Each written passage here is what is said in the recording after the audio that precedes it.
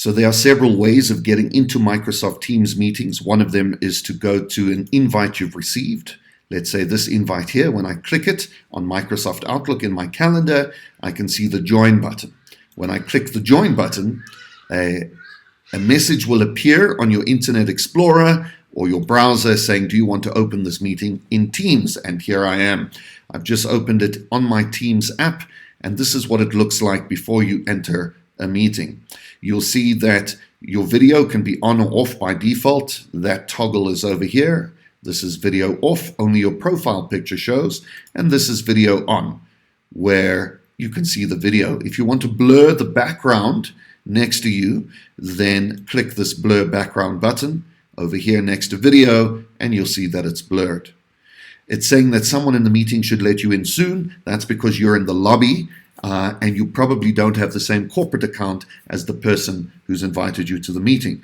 That's fine. As soon as that person sees you're in the lobby, they can tick next to your name and you will be allowed into the meeting. I can show you that on the side are all your key tools you can use in Teams.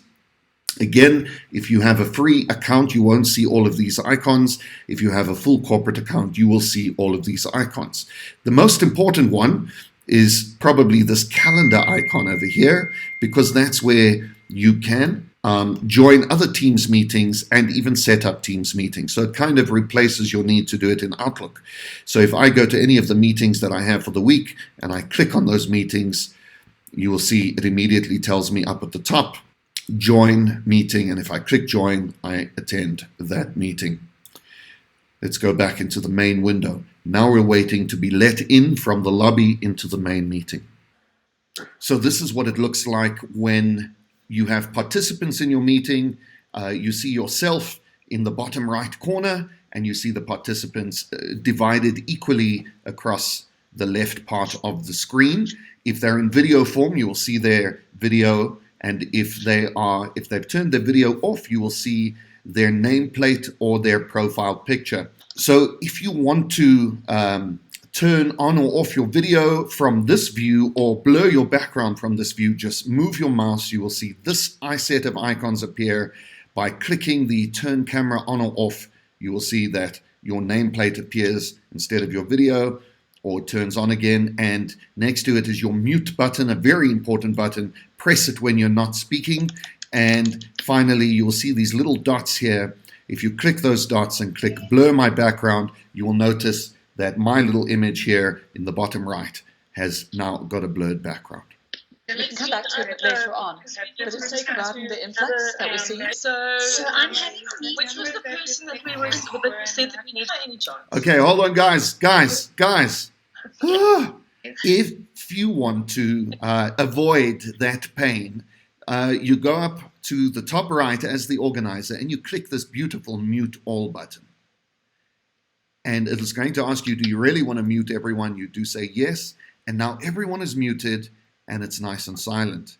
And at this point, you can kick into your hands up mechanic, which we'll explain now. A really clever way to arrange and organize and keep a meeting on track is to use the hands up methodology. Now, as of this moment, Teams does not yet support a one-click button hands up mechanic. But what you can do is just use a people-oriented hands up maneuver. Something like someone on the screen raises their hand like that, showing that they'd like to speak, or you could use the unmute hands up mechanic. So let's try that now. I'm going to mute everybody on my screen, and I'll be talking and running the meeting, and Namita wants to say something. What does she do? Let's try the physical hands up mechanic. Talking. I see Namita's hand. I say, Namita, feel free to unmute yourself. Darren, can I say something? Yes, you can. Of course, hands up physically only really works if you have video active. Another way to do it is just to allow people to unmute themselves and say the words hands up. So let's try that. I will mute everybody, and while I'm speaking, Pauline is going to unmute herself and just say the words hands up to catch my attention. Well, here I am describing something very exciting. Hands up. I hear you, Pauline. What would you like to ask? Do you always look this gorgeous early in the morning? Good question.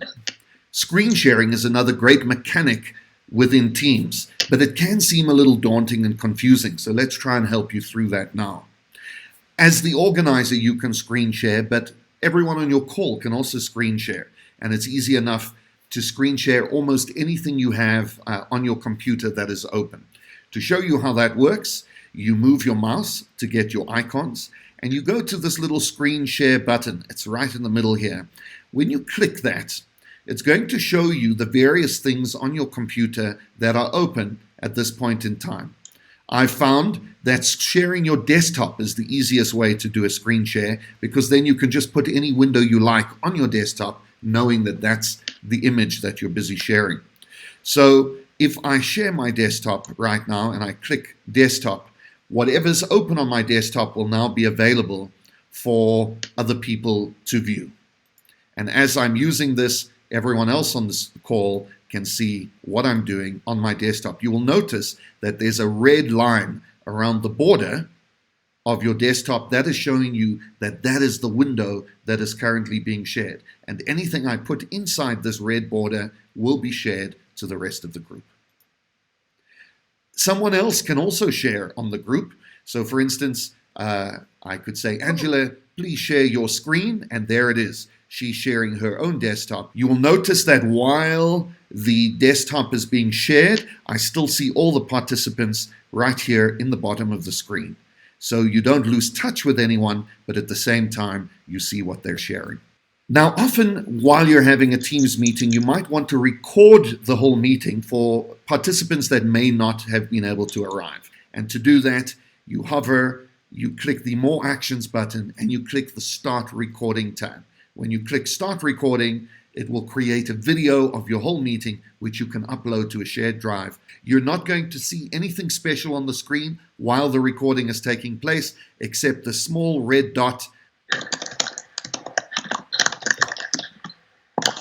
Okay, what you're hearing here, folks, is a lot of noise coming from people's unmuted computers. Possibly the noise of typing, the noise of dogs barking, the noise of trucks driving behind.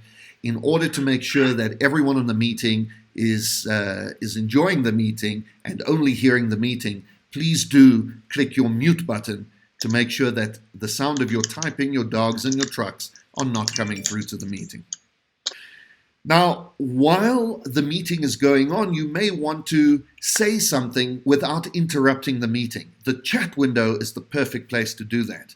Again, you hover, you click over Show Conversation, and on the right-hand side, you will see the chat window. And remember to keep your sound on mute so that you don't hear the typing while you chat.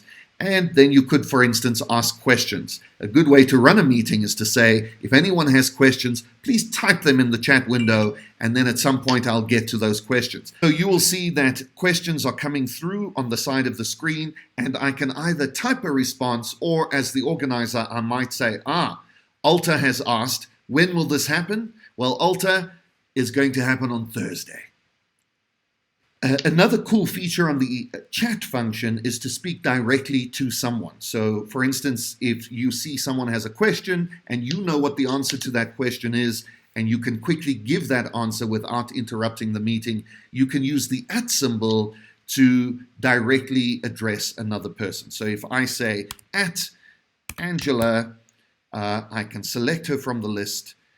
I can then just say something to Angela, and she will get that message so that everyone knows who was talking to who.